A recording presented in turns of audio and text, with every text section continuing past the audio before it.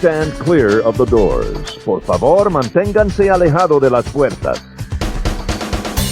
To those guests who've just joined us, welcome. Our next stop is the Magic Kingdom. For those of you standing, please hold on to the handrails throughout our journey and stay clear of the door. Stay clear of the door.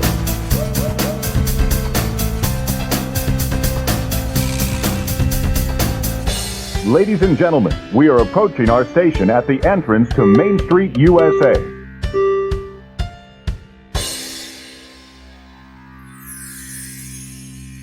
Welcome aboard the Monday Morning Monorail podcast.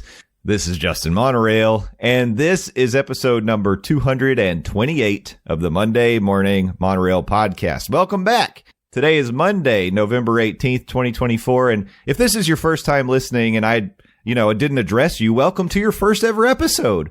We're so happy you're here. I would love to say thank you. This is the season of thanks and gratitude to whoever maybe told you about the show or just the fact that you found the show. Either way, it doesn't matter to me, but now you are officially part of the Monorail family. Those are the rules. You started the episode. Now you're part of it, so you might as well stick with us.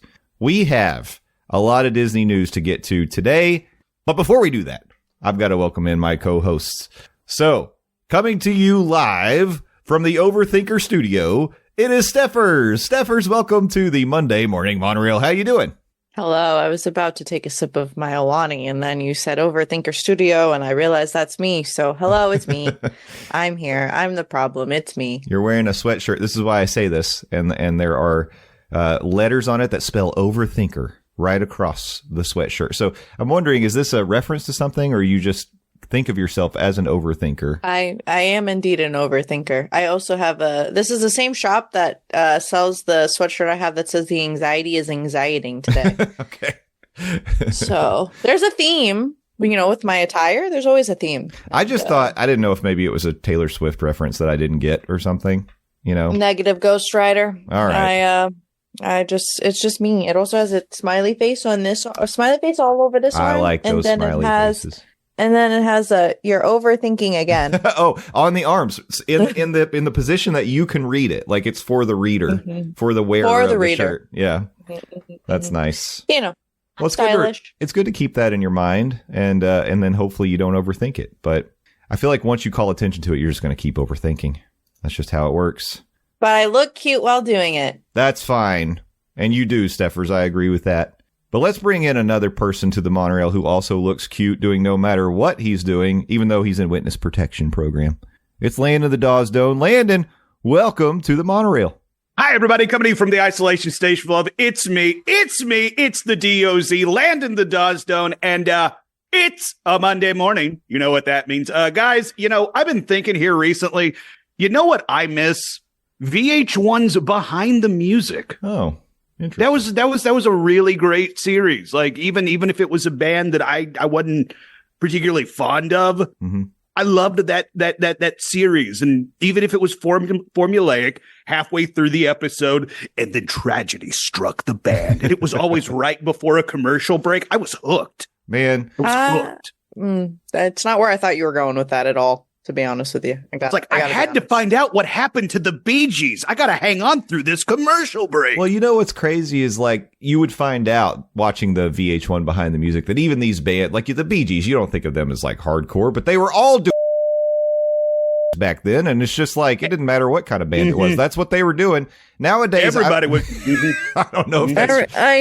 I know that we said that there are no rules anymore, but y'all, there's still rules. And the rules are that everybody was doing back in the day, Stephers, including the Bee Gees. You can't say that on a allegedly. Disney podcast. Allegedly. Universal podcast, yes. A Disney podcast, no. You can't. I'll tell you what I miss from VH1 is pop-up video. Oh, pop-up videos were the best. Yeah. You would find the little fun facts while you were watching like Aqua's Barbie girl video. Exactly. Oh, that's neat. They used 75,000 pounds of plastic making this video. Thanks, VH1.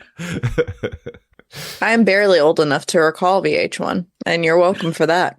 Oh. Is VH1 even around? It surely has to be around. I'm going to do a real-time Google search. Yeah. Channels don't just go away. Okay, no, that's not true. Channels go away all the time. Hi G4/Tech TV. Right.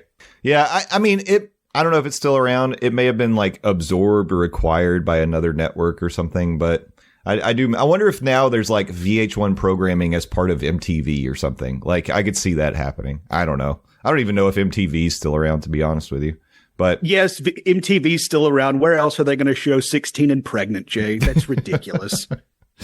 They also still have the MTV VMA Awards. Like they still have a bunch of stuff that they put through or pump out through MTV. So that's true. Oh, right now, while we're recording, Ghost is being shown on VH1. After being killed during a botched mugging, a man's love for his partner enables him to remain on Earth as a ghost. Ghost. That's a feel-good holiday movie for your enjoyment. Yeah. Nope. And then coming up later today, we got a marathon of Love and Hip Hop Miami coming soon on VH1, or actually aired earlier on VH1 because this is you all Sunday. missed it. Speaking of things you all missed, I don't know if our audience realized this, and I hope that you did. I pray that you did. Yesterday, as you're hearing this, if you're listening on Monday the 18th, yesterday was officially Life Day.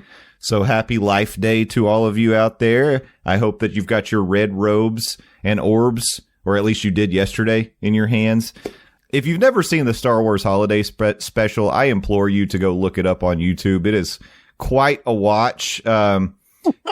It may be something that you could appreciate if you were a person who does recreational type drugs, but like the Bee Gees, allegedly. Like the Bee Gees, allegedly, or anybody back in the 80s and 70s and 60s. But I'm just going to tell you that I just love the fact that nowadays Disney has embraced the Life Day festival.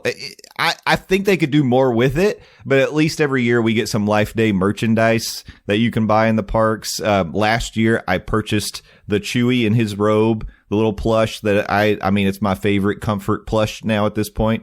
I love that little guy, but I would love to see them go full Life Day, like at least for a weekend in Galaxy's Edge. Like bring a couple more Wookiees out, have them singing songs, have a Princess Leia impersonator out there, doing something. I don't know. It would be a lot of fun. And, of course, you'd incorporate special food and drink. And that's what we all care about.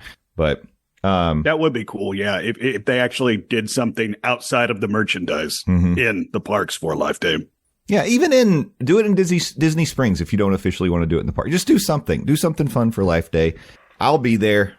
And I will be celebrating, but happy Life Day to all of you. And yeah, go check out that Star Wars Holiday Special. It is quite the viewing experience. No, it's something. It is something.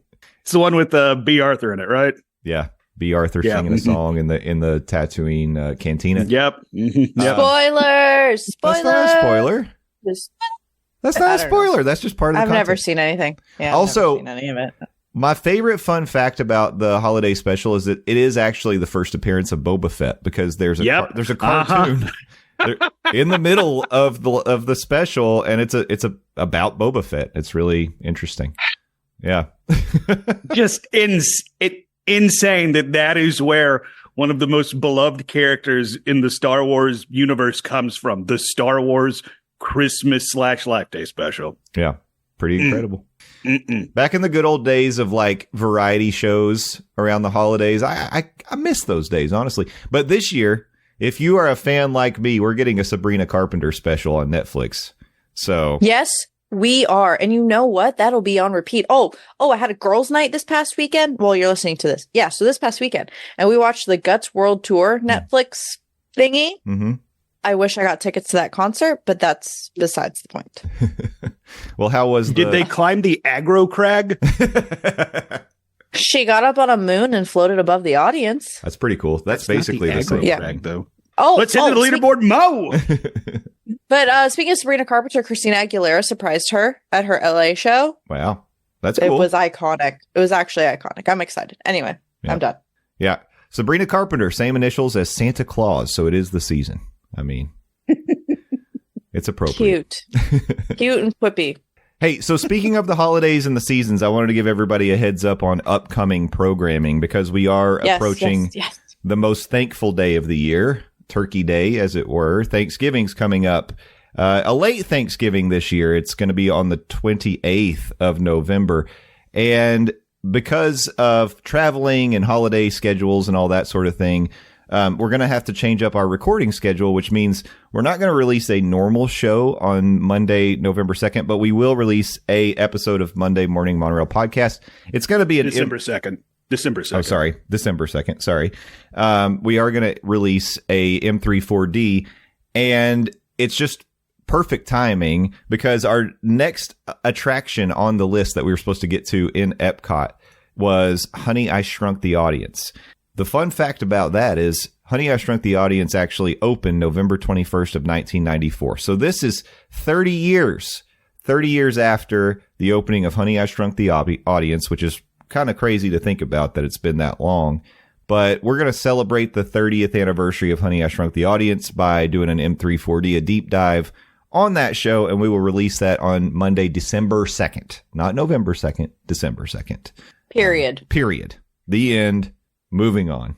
Send. Looking forward to that, though, because I missed that show. That was one of my favorites. Yeah. Mm-hmm. Yeah. That Little Landon was a big fan of that show / attraction growing up. Yeah. Me too. Stephers, you'll have to record your thoughts and maybe send them to us. Like just a little. You can record a little clip because Stephers, she'll be engaged in Friendsgiving and won't be able to participate in that recording. So we'll have to get Stephers, or at least if you don't have time to record, send us like a little note and say what your favorite parts were and all that sort of thing. That'd be fun. Mm-hmm. But looking forward to that. So that'll be fun. The return of M340 getting a very special spotlight on the first episode of December. But before we get to all that, we've got news of the day. So I think it's time. Let's delay no further. Let's talk Walt Disney World news.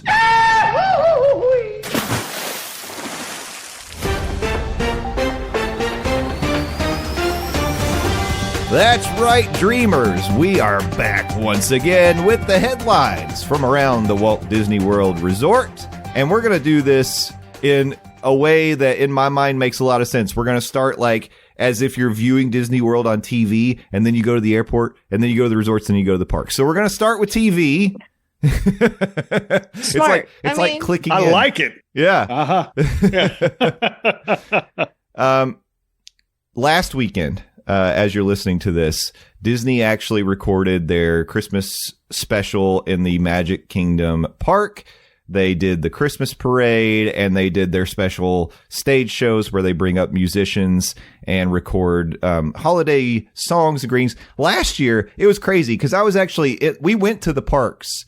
We went to Magic Kingdom the weekend that they did this in 2023, and we saw them setting the stage up to record a concert, and they already had like everybody in there. Like we talked about, the people that attend those filmings, they have to be in the park like all day and stand in these corrals. I don't even know if they get bathroom breaks, but if you were there last year, you would have been rewarded by getting to see Smashing Pumpkins play in front of the Cinderella Castle, which is insane. And I can't believe, like, we left the park before they played, and I'm so mad because it would have been pretty incredible. It would have been incredible to see Smashing That is very Pumpkins. Appropriate, yes, to see the Smashing Pumpkins perform in front of Cinderella Castle. Yeah, that would have been great. Billy Corgan up there singing like Silent Night or something. It was pretty cool. Also, even more incredible, Smashing Pumpkins lead man / wrestling promoter, Billy Corgan. That's right. Mm-hmm. Yeah, that's the world we live in, y'all. Pretty wild. Well, this year I found out that one of the big acts was Elton John. He was actually performing on stage in front of Cinderella Castle recording last weekend. So looking forward to seeing that. And let me tell you when you can see it.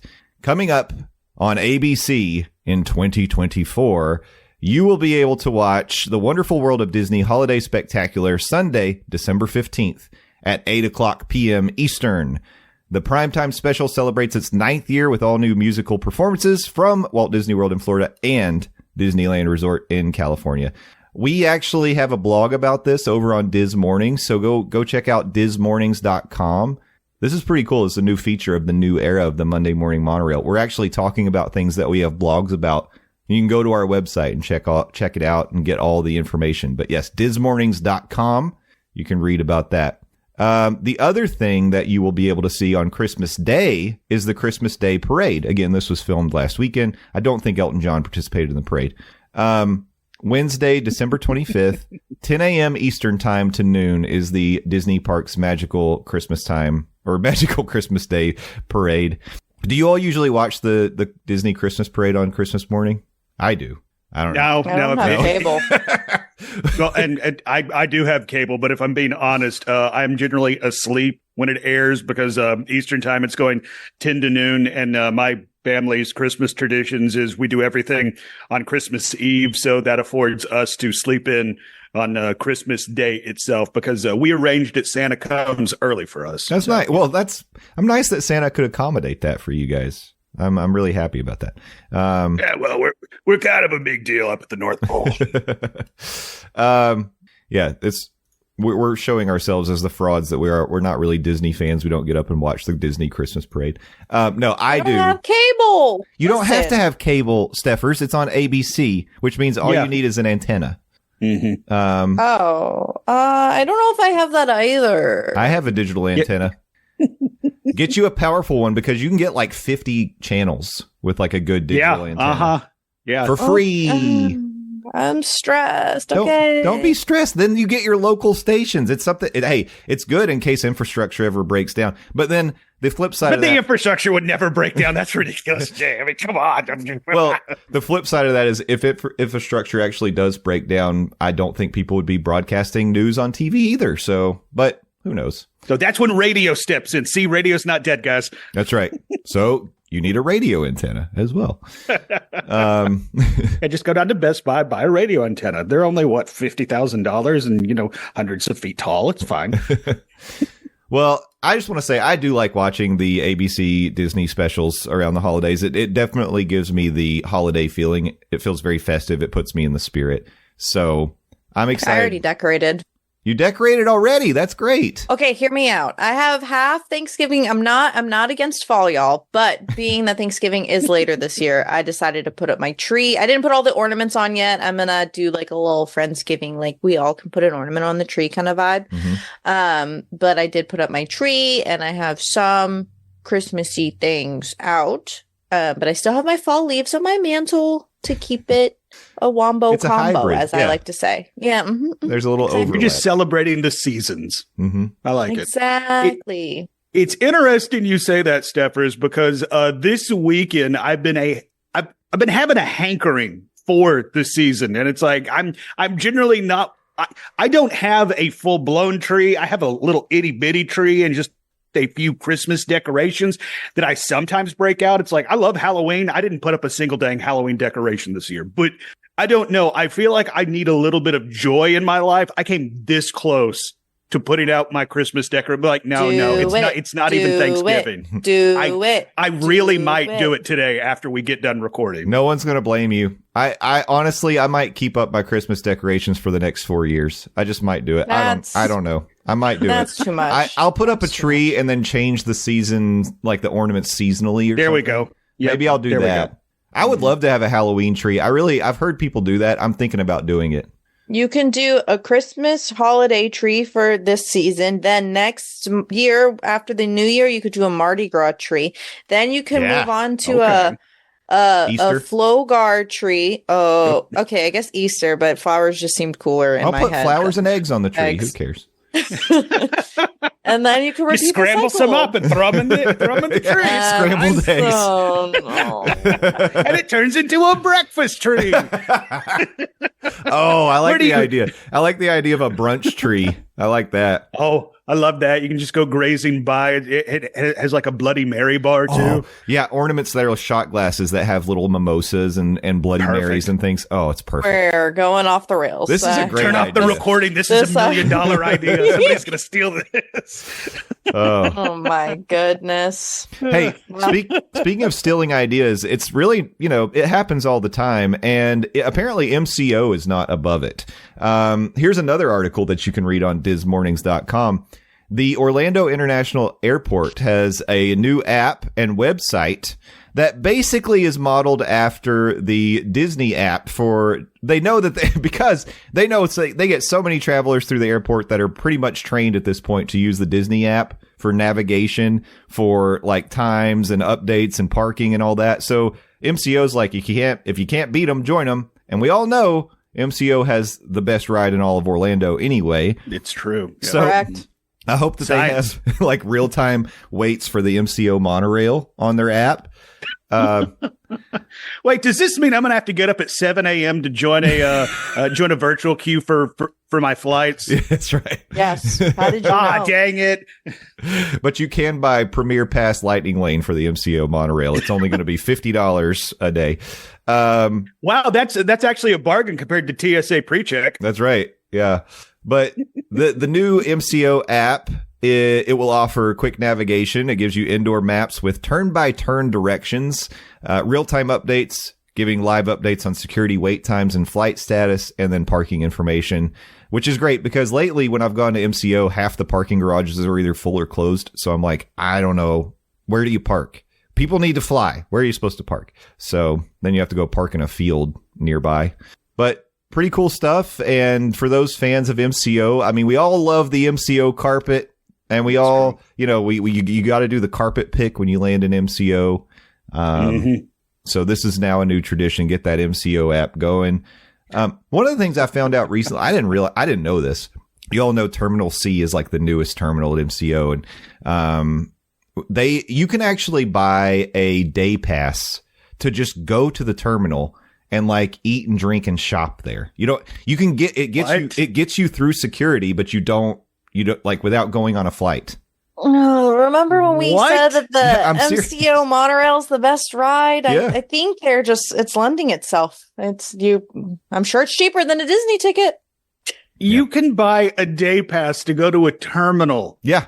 To an airport to eat and drink and shop. And then you can just live there like Tom Hanks in the terminal.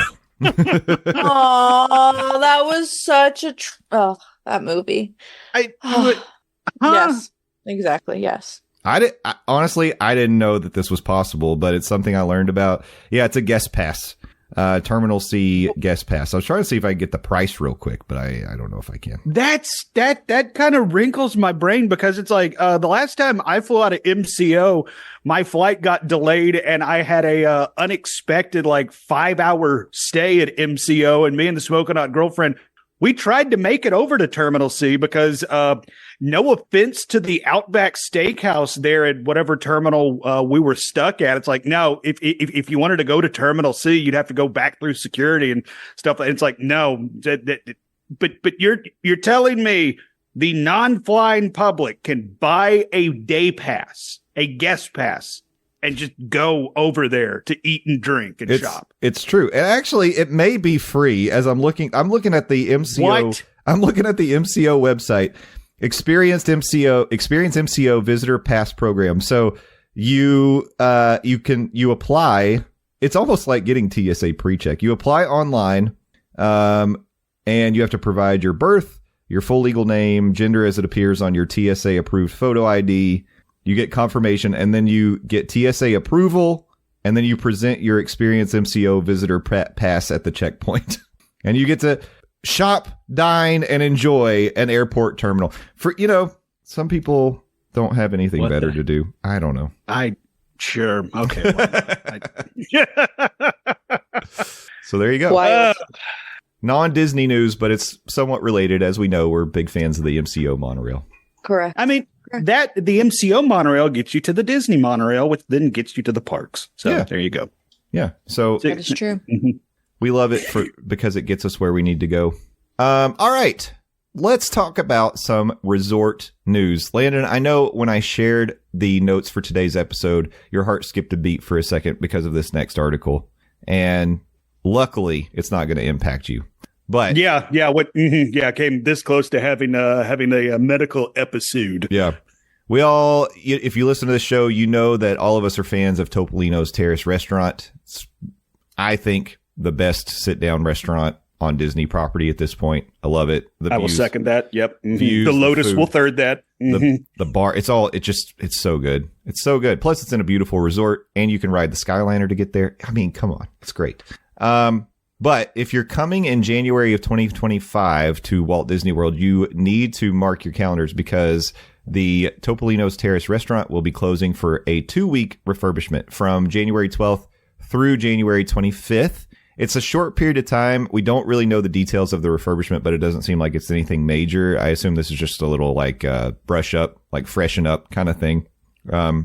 It's not going to be a whole overhaul of like carpet and furniture, and it's not going to look different. But yeah, I mean, it's something. It's disappointing. I mean, I would be disappointed if I was coming in January, but usually, you know, at resorts you plan things like this whenever your occupancy is kind of lowish. Low, not lowest, but lowish. And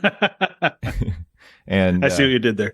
Yeah. So, it won't impact a lot of people, but if you are here in mid-January, you won't be able to go to Topolino's Terrace, but then it'll open up before the end of the month and we'll all be good and happy again.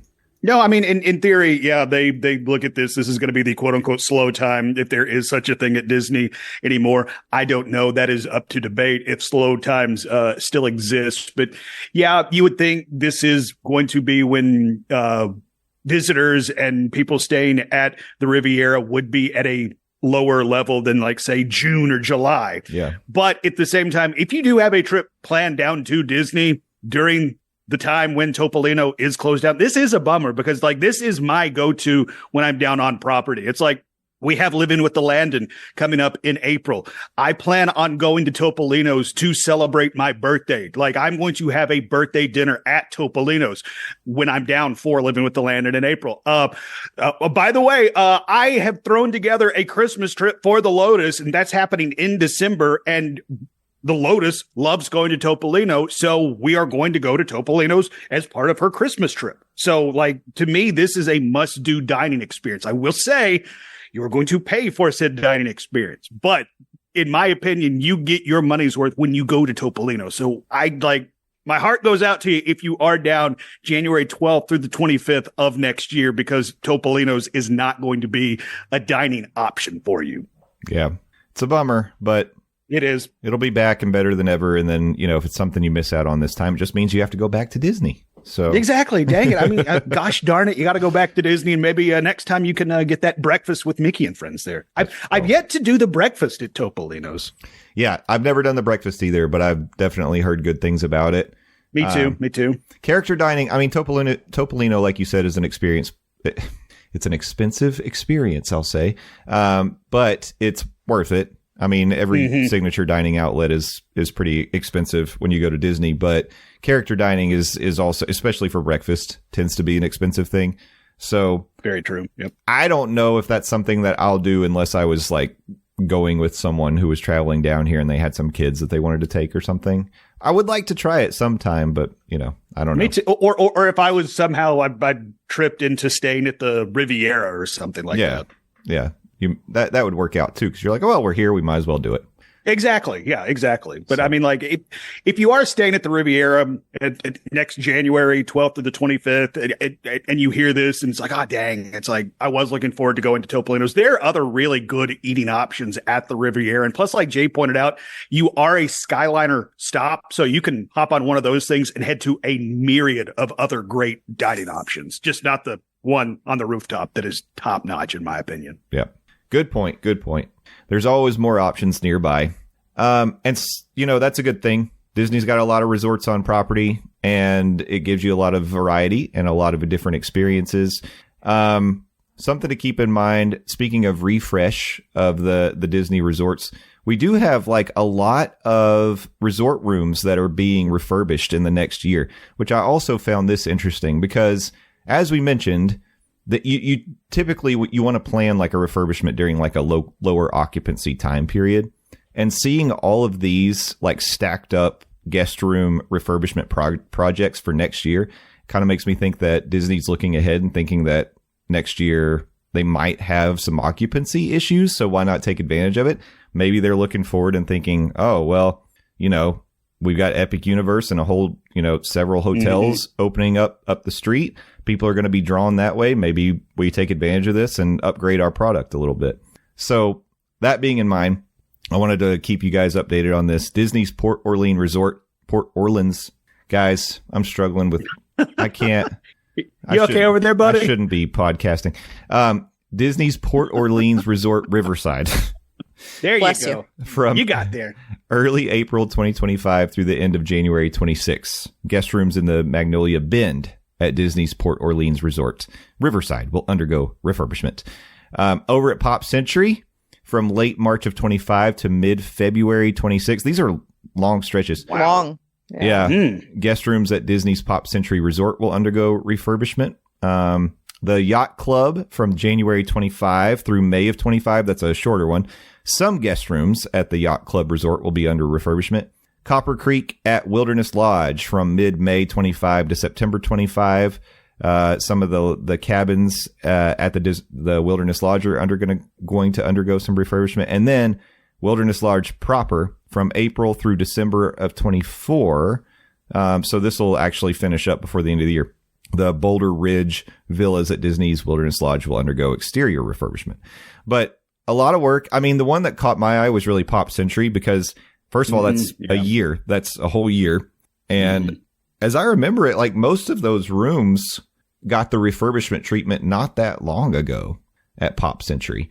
But here's something I know, being sort of inside the hospitality business a little bit. One of the things that you do is you schedule room refurbishments every 7 years. That's something that's like a cycle that you're supposed to do for hotels. So has it been 7 years since they got the upgraded product? It maybe. I don't know. I'm trying to think. So that would have been, we're in 2024 now. So 17, maybe. I don't know. That sounds about right. Kind of feels right. Yeah. Well, and the thing about the Pop Century Resort, I mean, like, yeah, a year-long renovation, that is also a very, very large resort. So, I mean, even though it's going to be under construction for for a year, depending on where you're staying, you might not even see it or be impacted by it. So, yeah, that's true. That resort is pretty expansive, and I don't know if they plan on like shutting down. They'll shut down like a whole wing or something. Like you said, you may not even see it, and then that one will come back up, and they'll shut down another one. But again, to me, it indicates that they're looking ahead, and they're like, Pop Century, we're going to have some openings. We might as well use that opportunity to go ahead and do the refurbishment. So. Yeah, and I think you're spot on with that, because I do think whether Disney will admit it or not, Epic's going to be eating a little bit of their lunch for a little bit, because people are very interested in what Universal is bringing to the table. Yeah. Yeah. I did hear, I don't know if this is true. I heard a rumor that the Grand Helios Resort was a little delayed. I don't know if that's true. Really? But that's something maybe we should. We've got an upcoming Across the Universal with Stephers that we're going to drop on the feed here. So maybe that's something we can dig into. You're going to want to tune into that episode, and maybe we'll have an update for you. That would be very unfortunate for Universal. Not that would deter people from coming down to Epic. Right. People would just find other places to lay their head at night. Heck, they would go to the Hojo down the street if they had to get their backsides into Epic. But still, that would not be great if Helios was a little bit delayed. Yeah. Stephers, have you heard anything about that? I mean, you don't have to reveal the answer, but no. And I will say there's an easy way for me to confirm or deny that, but you'll have to stick around for Across the Universal with Stephers to figure that one out. We call that a tease in the business. That's true. All right, that's the resort updates. It's time to hit the parks, and let's start with the Magic Kingdom. One of the things that we're really looking forward to, speaking of new parks opening and upgrades and refurbishments, is, of course, Villains Land in Magic Kingdom. The much wished for, long anticipated Villains expansion. This whole land, I mean, from what we're told, it's going to be the biggest expansion in Magic Kingdom history. It's going to have 2 major attractions and shopping and dining. And it's just going to be, it's going to be, from what they tell us, it's going to be mind blowing. We got a little bit more of the backstory revealed as part of D23 in Brazil. And here is what they told us. In our story, a mysterious spell has been cast summoning all these villains from every realm. In this land, the heroes. They don't come to save the day, and there might not be a happily ever after. Interesting. You know, we kind of anticipated when we were talking about this back when we did our D23 coverage a couple months ago, how dark and spooky would Disney be willing to go with this land in the Magic Kingdom. And I'm sure it'll still be kid friendly and fun, but it seems like maybe they'll lean into the sinister nature of the villains just a little bit, which I really hope they do. I think that would be a lot of fun. Yeah, that would be fun, but I mean, like, still on a scale of Mickey's Not So Scary to Universal's Halloween Horror Night, this is going to be closer to Not So Scary. I mean, like we're not going to get murder babies in Villains Land. I agree. I'm just yeah. I think I'm thinking more back to like Snow White's Haunted Adventure kind of style, like where that kind of scary, spooky, which can be scary for little kids.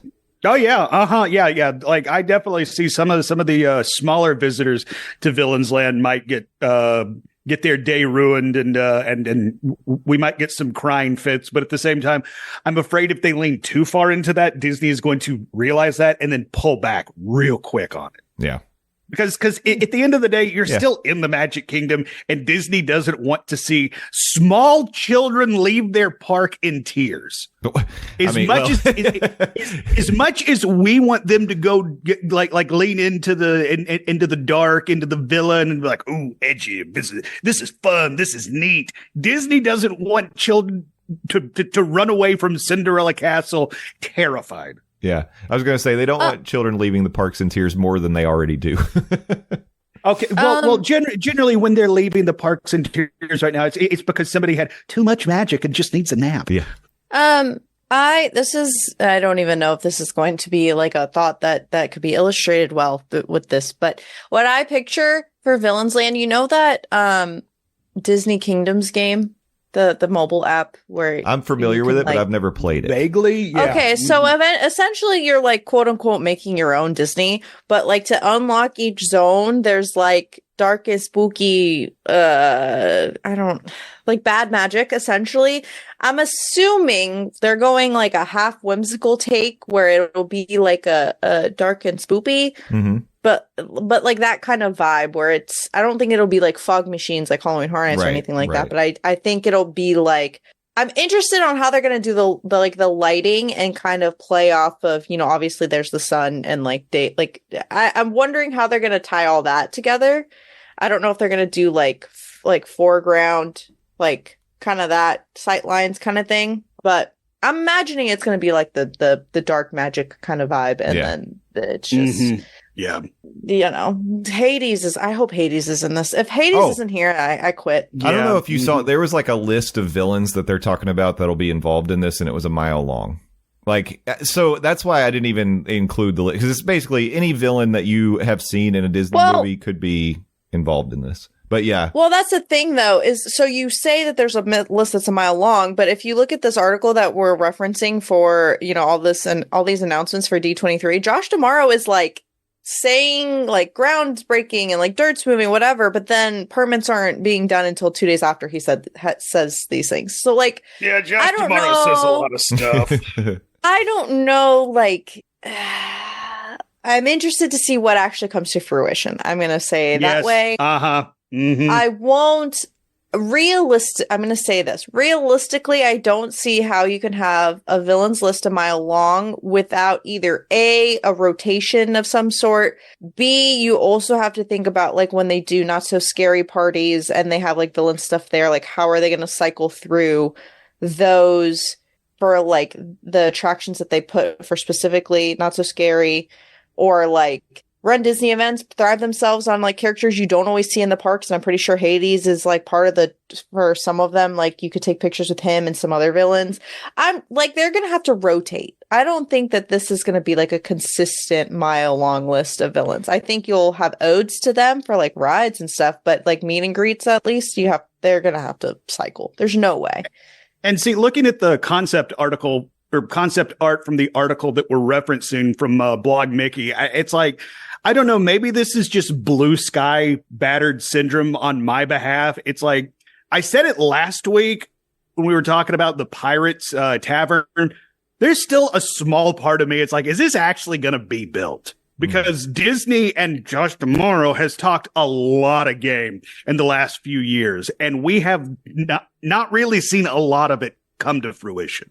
And this is, Jay, you talked about one of the biggest expansions, one of the biggest projects that Disney has taken on maybe ever, at least here recently. Mm-hmm.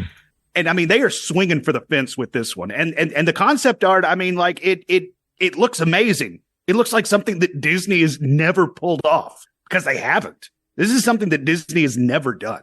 Mm-hmm. And I really hope that they can do this, that they can make it look as cool. Because, I mean, looking at the art, it's like, I mean, the most obvious villain we're going to see is Maleficent. I mean, like dang old castle in the background, that screams Maleficent. But I mean, it's like having a list a mile long tells me it's like they have a lot of ideas. And sometimes those ideas turn into concrete concepts. But sometimes those ideas are just that, ideas. That's true. Let's all think about that for a minute. Well, I was going to make a comment because, like, you see Maleficent in the background of this concept art, but I'm hoping this is going to be a hot take, and like, I'm so sorry. You see that castle with like that bridge in the middle of the photo. Mm-hmm. If that is like the tiny version of whatever castle that I don't want it. I bet if I had to guess, that's exactly what that'll be. It'll be forced perspective, but you'll still. If you look to sort of the right of this concept art, there's another one. There's another castle, but that one looks like that would be more normal sized. Yeah, what is that? I don't want it. Sorry, hot take. I don't want a forced perspective castle in the background of a, like, realistically, can people go up there and like cross that bridge? Probably not, but like, no. Just what's the point? It's funny, we're talking so much about this picture on an audio format, but I do want to say too, the other thing that jumps out to me in the picture is this giant like chasm water in the front of it. Like it looks like waterfalls. That's what they're turning the River of America into. A big chasm. Yeah. I don't know. Ariel? Maybe Ariel will pop. Never mind. That won't be safe for children. It'll be all the little shriveled souls. Yeah. That's what I was thinking. Oh my god. Yeah. Those poor unfortunate souls. Yeah.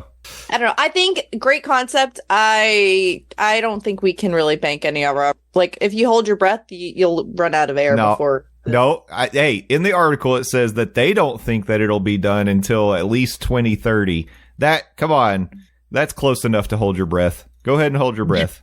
Yeah, for 6-ish years. Yeah, what could possibly go wrong? It's a huge project. But, you think about, like, when did they start working on Epic? Wasn't it, like, during COVID? It was in 2020, right? They started actually moving dirt. We'll just say moving dirt because that's the term of the day. So really, like, they built a whole theme park in 4 years. It's pretty impressive. Yeah. Well, I'm also going to say I'm interested how this concept art translates. And that is my final thought on that one. No, I know. I agree. It'll change. And again, something I said last week. I mean, concept art can drastically change from what you put on a storyboard to what turns out in real life. But I mean, like, I'm very curious to see what we get in Villains Land. Same. I think it'll be really cool nonetheless. Me too. I'd rather them take their time and it be 2030 and them like produce some, I'm not going to put it on the tier of Epic Universe. That's not realistic, y'all. Let's not do that. I want it to be something that's immersive, because that's something I enjoy about Disney is how immersive their experiences can be. Mm-hmm. Hopefully it's not like this Pirates Tavern situation, because that was like a, situation. But I think that this could be a great addition to the park, especially since it's something of a larger scale that they're doing. I think this will be their first, and I know this is not a good comparison, but like the Avatar Pandora expansion, I hope they'll prioritize this Villains Land, and then they'll be like, oh, this is what we learned. And then they can expand Pandora into something new and whatever they're going to do with that. And you have to believe that they learned a lot of lessons from Pandora. There's a lot of things that they executed great with Pandora. I wish it was open at night so we could enjoy the nighttime version of Pandora. Yep. Yeah, well. But the good news is Magic Kingdom's a park that typically is open pretty late. And so Villains Land, they can incorporate some of the cool stuff that they did at night in Pandora in Villains Land. So that's cool. That thought did cross my mind. Yeah, Magic Kingdom stays open. I mean, sometimes past midnight. Yeah. If you're doing an after hours party, I mean, like I'm very much looking forward to seeing Villains Land lit up at night and seeing what cool effects Disney can work into the fact that the sun is going to go down and you're going to be able to go into this quote unquote dark part of the Magic Kingdom. Yeah. Animal Kingdom's open till 7 now, isn't it? It gets dark at like 5, doesn't it? It gets dark around 5:30 right now. Yeah. So sometimes, well, I guess after the time change. Okay. Yeah. But I mean, yeah, you get what? An hour, 90 minutes. Listen. Right. Okay. Hear me out.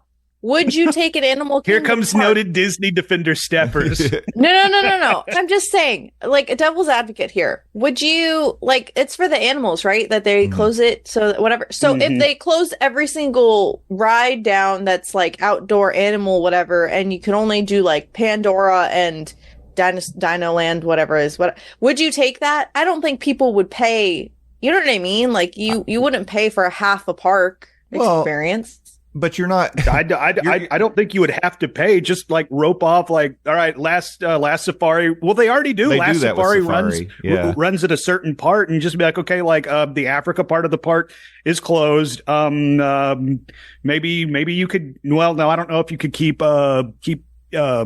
Expedition Everest up just based on its location. But I mean, like, yeah, if you told me it's like, okay, only Pandora is going to be open and only Dinoland USA is going to be open until like say 9 o'clock, I would still go to Animal Kingdom. Interesting. I don't know if so we're different. We're built different. I don't know if like the masses would do. You know what I'm saying? But Stephers, I think like if people are already in the park, so like I guess I'm thinking of it as like you get there and like, all day. Yeah, or even like you hopped at like 3 or 4 o'clock. You get over there, you get to do some of the stuff, and then around like 5, 6 o'clock or whenever it gets dark, they shut down the stuff that would impact the animals, and then you still get to hang out in Pandora and Dinoland. Yeah, sure, why not?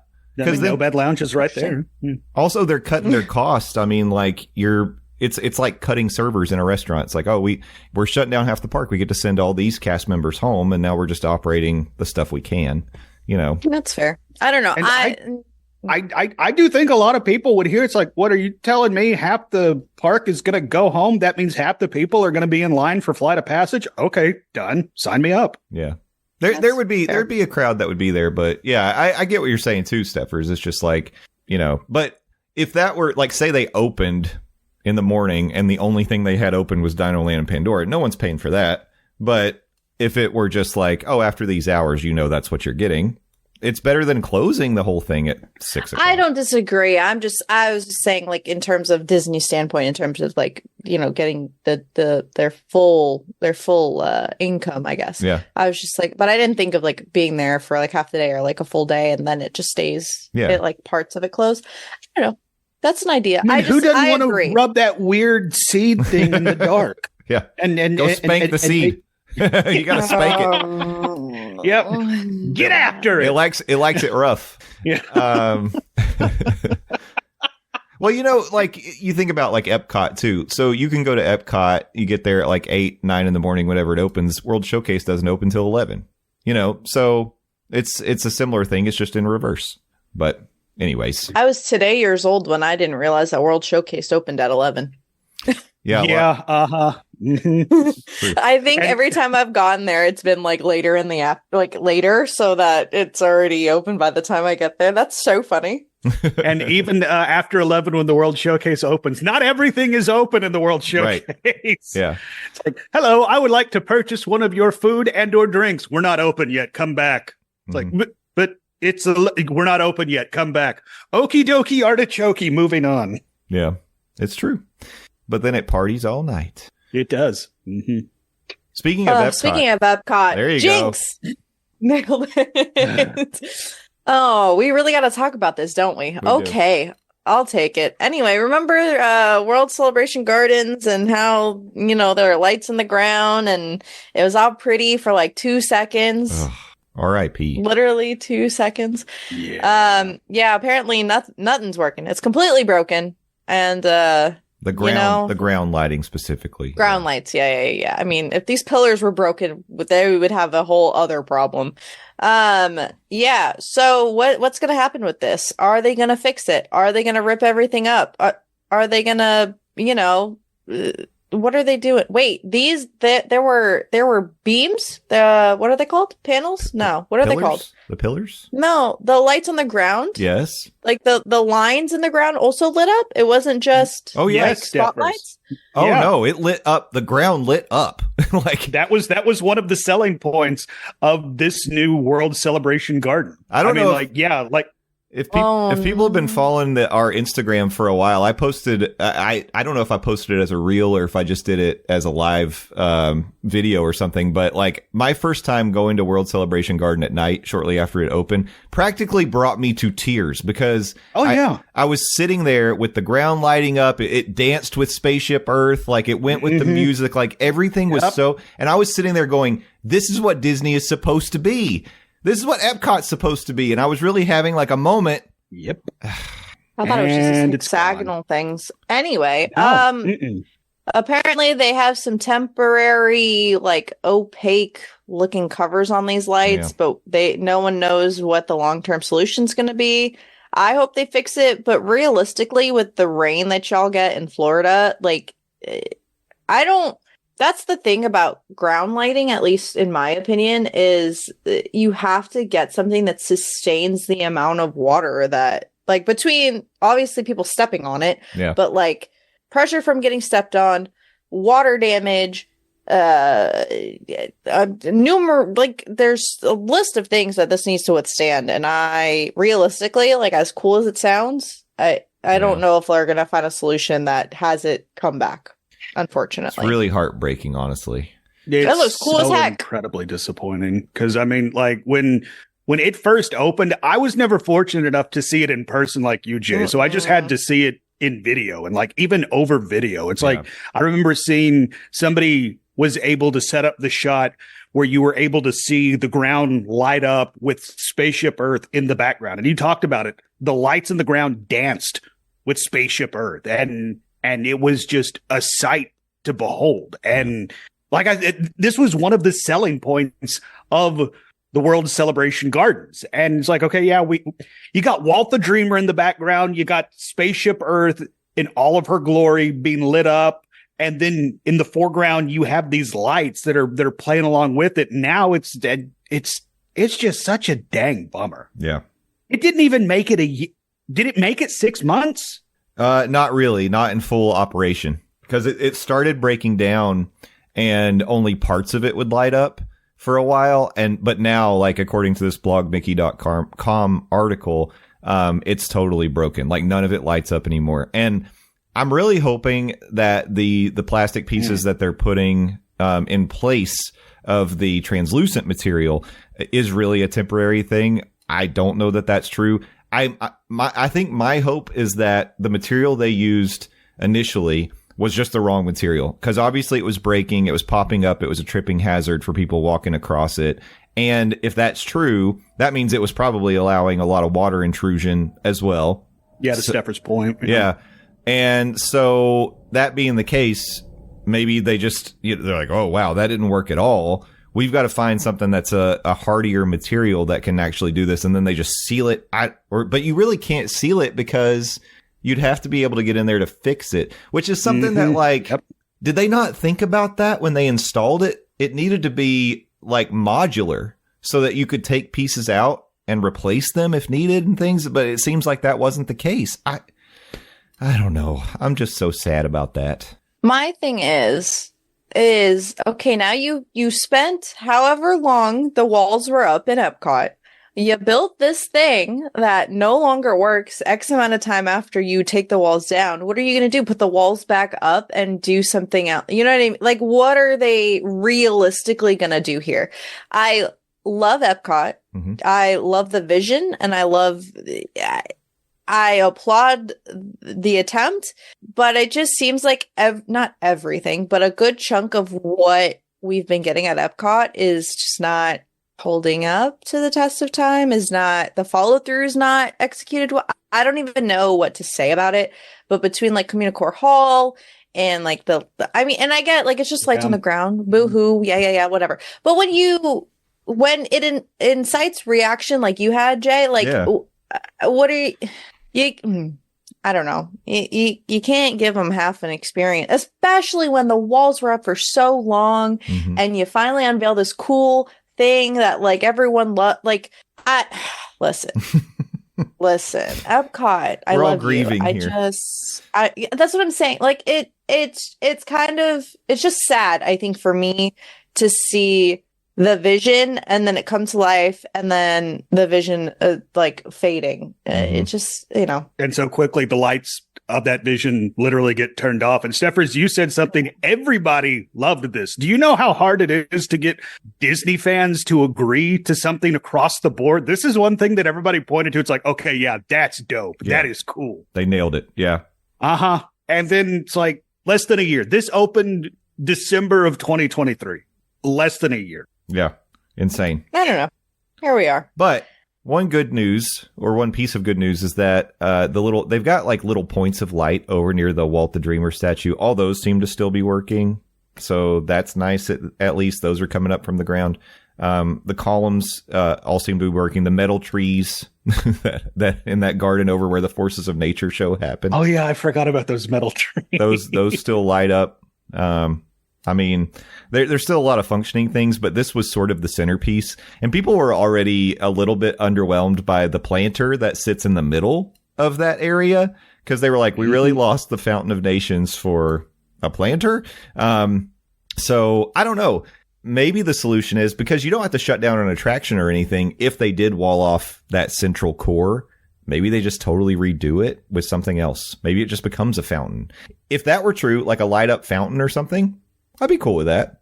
Honestly, I mean, I'll miss this. I would miss this, but I would be cool with them replacing it with a light up fountain that would also interact with the music and stuff.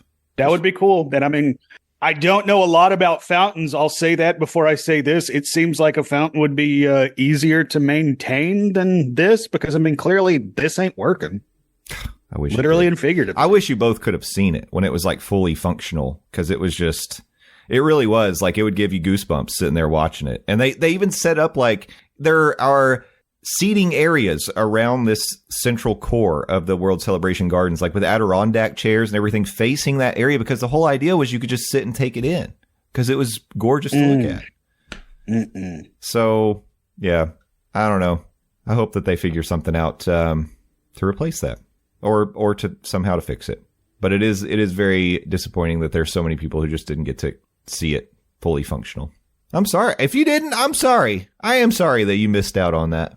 We're not blaming you, Jay. I'm it's sorry. Okay. I feel responsible. I feel guilty that I got to see it. Well, we accept your apology. Yeah. Yeah, that too. But we also can shed a little brighter note on Epcot, I guess. I'm assuming this is a brighter note. A new audition notice has been posted by Walt Disney World. Here you go, Landon. Here's my time to shine, baby. Yeah. Unlike the lights at the World Celebration Garden, I will shine. Here we go.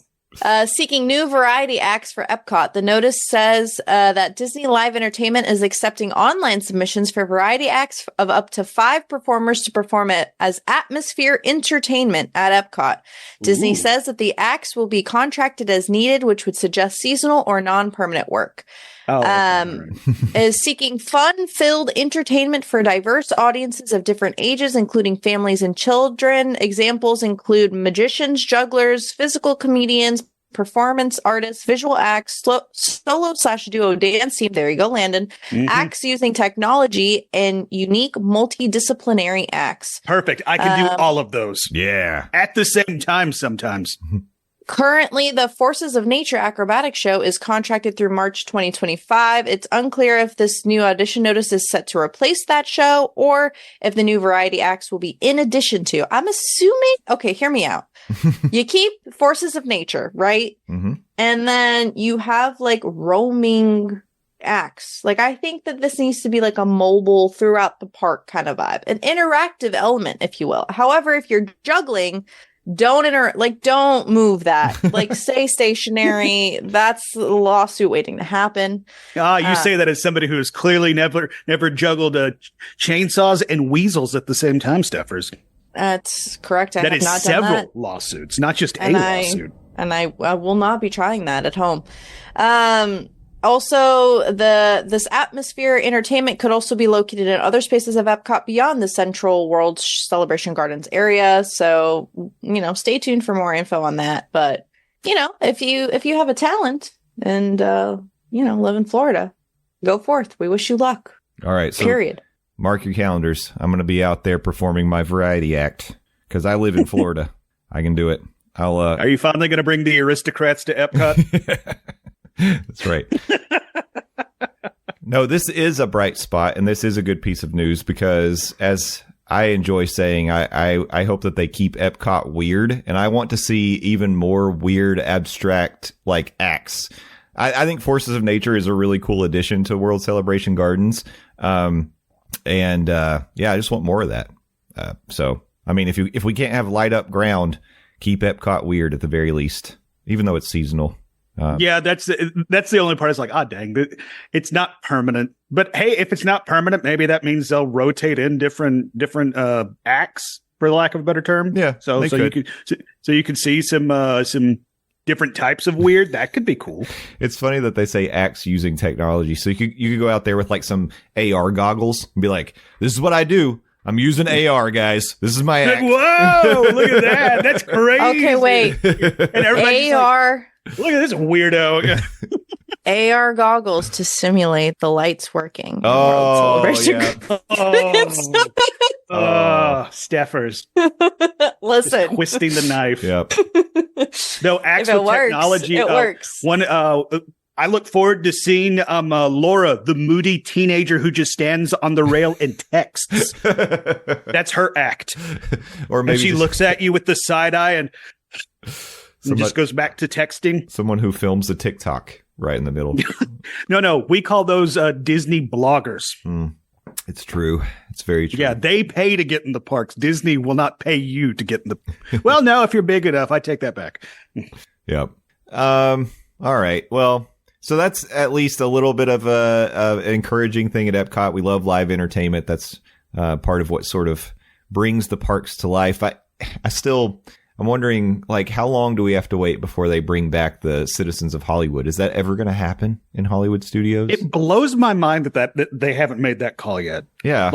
Come on, Disney. Come on, Disney. It's a big missing piece, I think. But I don't know. Maybe they don't get a lot of guest complaints. So I would say, if you're I would imagine that'd be a good thing if they don't get a lot of guest complaints. Well, I mean, people saying we miss this, I see what you're saying. I thought you meant they don't get a lot of guest complaints about the Citizens of Hollywood. It's like, I can't believe what that one guy said to my kids. Well, on the flip side, maybe they did get complaints. Maybe they did get a lot. Yeah, the Citizens of Hollywood were very opinionated. Hey, so speaking of acts with technology, I wonder if this would technically qualify as something you could do to perform at Epcot. We actually have a all-new banshee that's going to be available, a shoulder banshee available in Pandora in the Animal Kingdom starting November 21st. This week, just in time for the 30th anniversary of Honey, I Shrunk the Audience, you can go get a tiny banshee.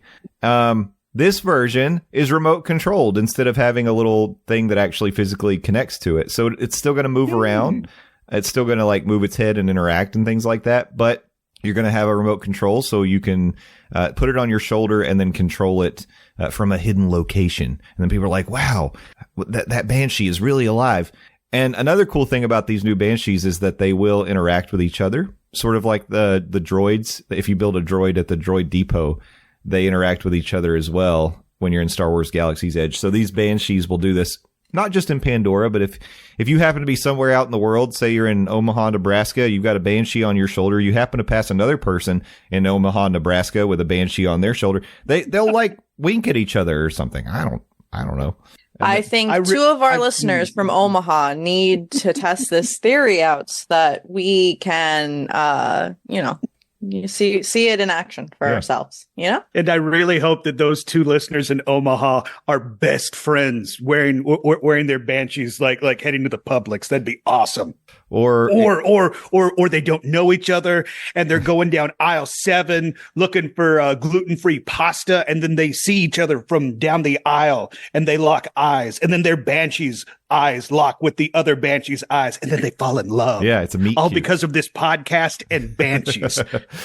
A banshee meet cute.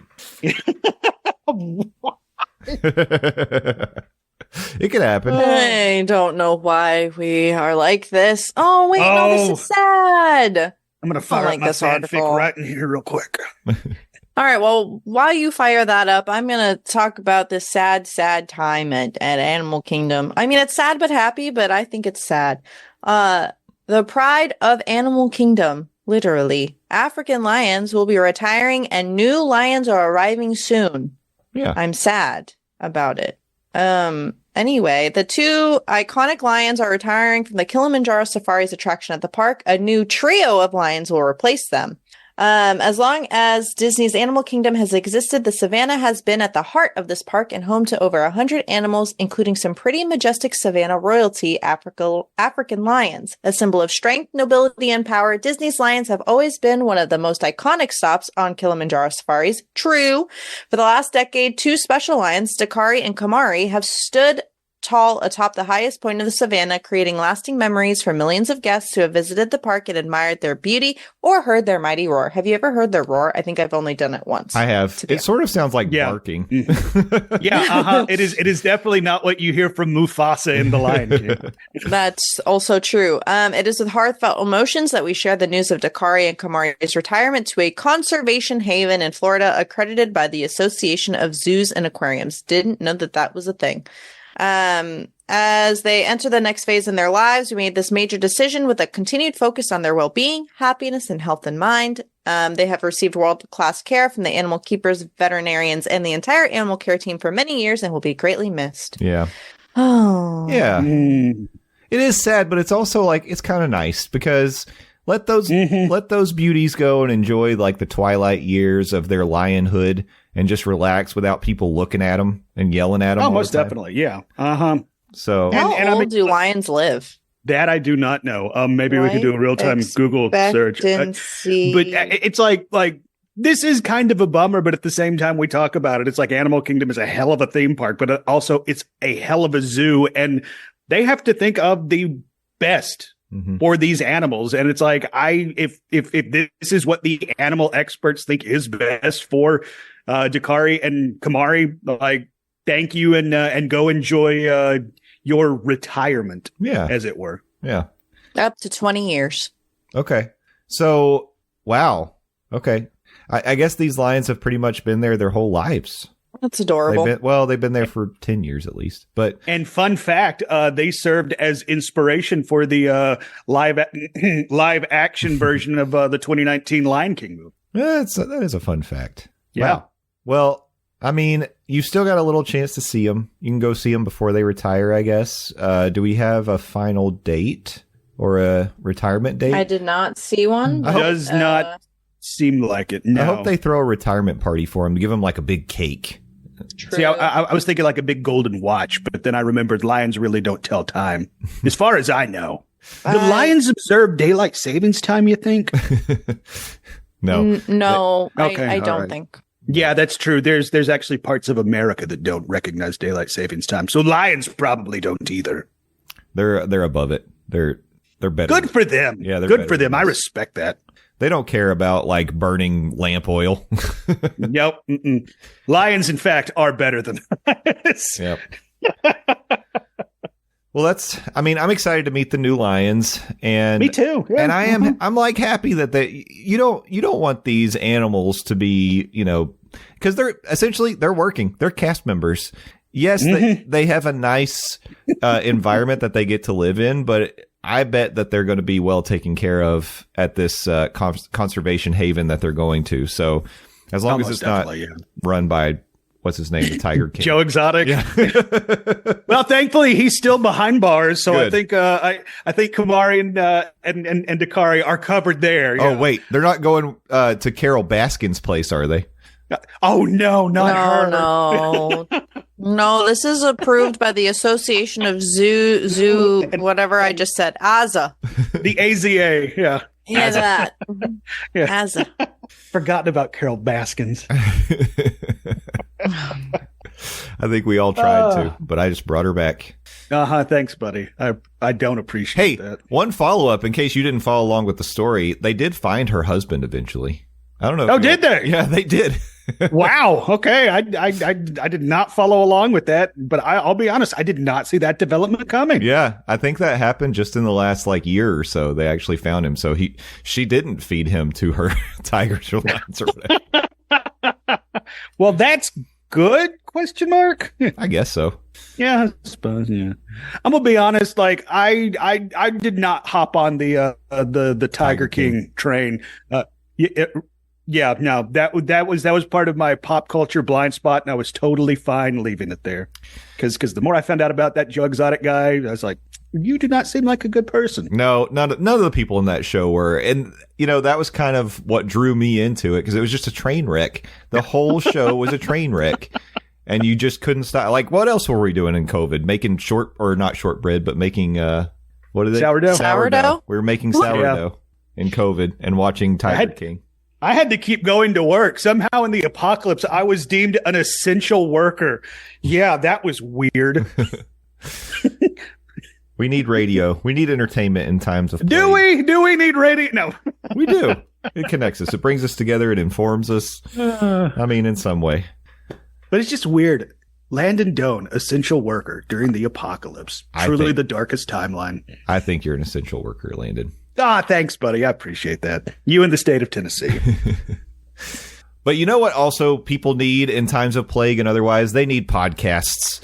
And it's time to let people know about all of the podcast and entertainment that we're all involved in, even though really there's not that much. But Stephers does have another podcast that she does.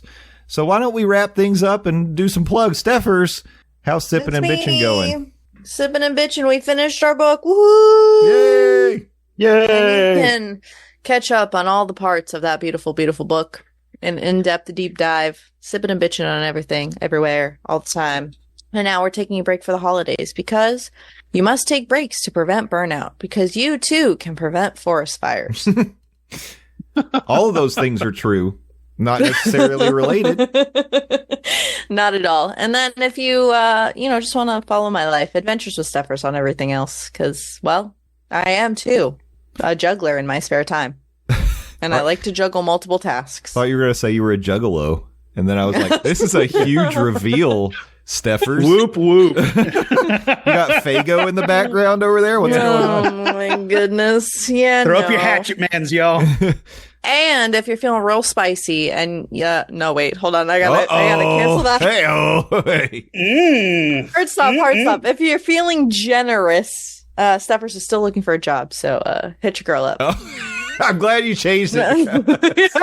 If you are feeling spicy, Stephers is still looking for a job.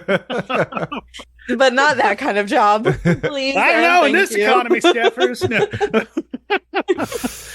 Still a job. It is still a job. The However, oldest profession. No, never mind. Yeah. Stephers, have you made it to Blue Sky yet, or are you not going to do that one? No, it's just Twitter, but not. It's better. I didn't use Twitter to begin with, so I don't think Blue Sky is going to listen. If I have many people sign the petition, I will start a Blue Sky. However, I don't think we have enough people to start a petition, so no. It only takes one person to start a petition. And then it's just how many people can you get to sign it. That. Oh man, while we're sitting here talking, I've got my TV on in the studio in here, and a picture of, I think that was Kamari just came up on my screen. Because I've got a little camera roll going, so that was nice. Good timing. Good to see Kamari up there. Well, I think I know someone who has made it to Blue Sky, and Landon, why don't you tell people where they can find you on this new exciting social media app? THEDOZ, Landon on blue ski, Landon Doane. I'm the best, Landon Doane, not the rest. That's who can follow me. 380 characters at a time on the blue sky. I also appear on the Phil Show, News Talk 98.7 WOKI, radio station locally here in Knoxville, Tennessee. 6 to 10 a.m. Eastern Standard Time. That's Monday through Fridays. Newstalk987.com. Also available in the iHeartRadio app and the News Talk 987 app as well. Yeah. Breathe. Have a little bit of fun. If you could do both of those things, that would mean the world to me. And we talked about it a little bit earlier.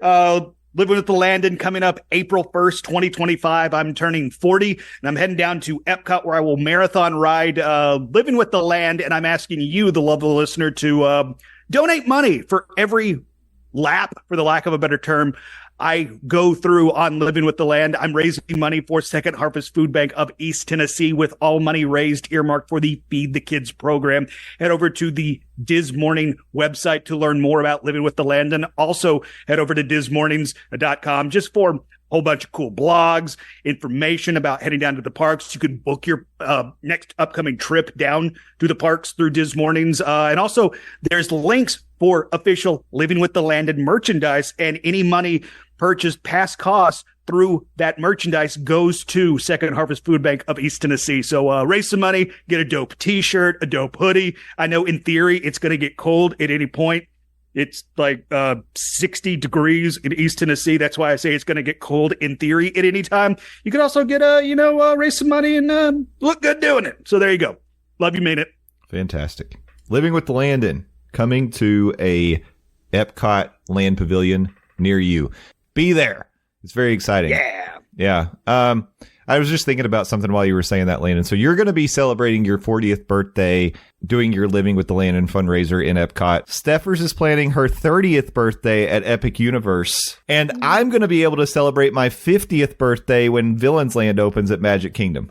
That's kind of crazy to think about. All of our milestones. Okay. That's pretty cool. I am over on Blue Sky as well. Justin Monorail is how you will find me. No underscore, just one word, Justin Monorail. I will probably go ahead and make a Morning Monorail account on Blue Sky at this point, because I've surpassed my follower count on Twitter on my personal account. So no reason for me to stick around there anymore.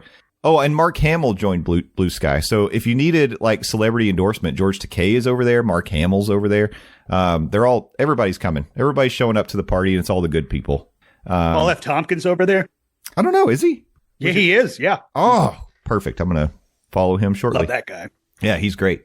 But yeah, follow us there. But for now, we're at Morning Monorail on everything else. Our website now is dizmornings.com. You can check out all of our content, the blogs.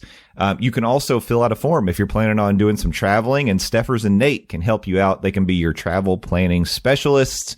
So go fill out a form and let Stephers or Nate help you plan your next vacation. It doesn't have to be Disney. Maybe a cruise. You want to plan a cruise? Disney's launching a new cruise ship like every month. You better get on there. There's boats everywhere. But yeah, we can help you there. We'll also provide entertainment. We'll go with you if you want us to, but you have to pay for us. Yes, we will.